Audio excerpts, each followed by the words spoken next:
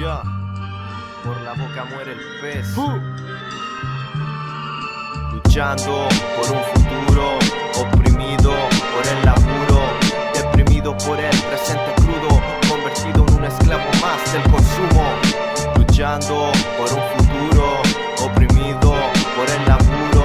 siendo exprimido por el apuro, frustrado al no avanzar, viendo que el esfuerzo queda nulo, no me agacho. Discriminación desde niño hasta muchacho, para el director siempre fui un cacho, para peor veía a mi viejo borracho, que deje de hablar, wea, me reclama el facho, guacho, son weones, le hago el despacho, por sus bienes raíces se cree más macho, Pinocho, culiao lacho, la sociedad en agonía con esta economía, no cambio el caracho, no me inclino de mi boca, no emana un suspiro, no es extraño que hasta el papel del baño está coludido al negocio del barrio, por el supermercado de la vuelta es oprimido, el dueño abatido por caer en quiebra, pero al empresario le importa una mierda, mientras su bolsillo no pierda, el pelmazo buscará reemplazo si se van a huelga.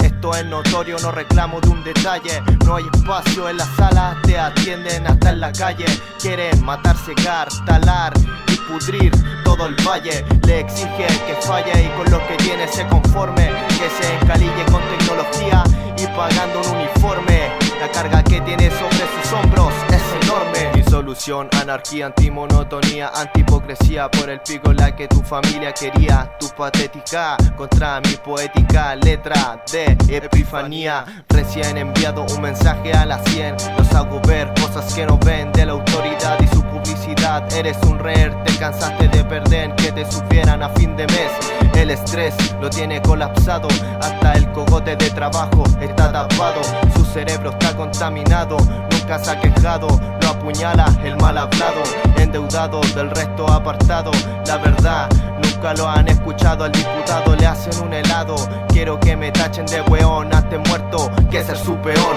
luchando por un futuro, oprimido por el laburo, deprimido por el presente crudo, convertido en un esclavo más del consumo, luchando por un futuro, oprimido por el laburo, siendo exprimido por el apuro, frustrado al no avanzar, viendo que el esfuerzo queda nulo.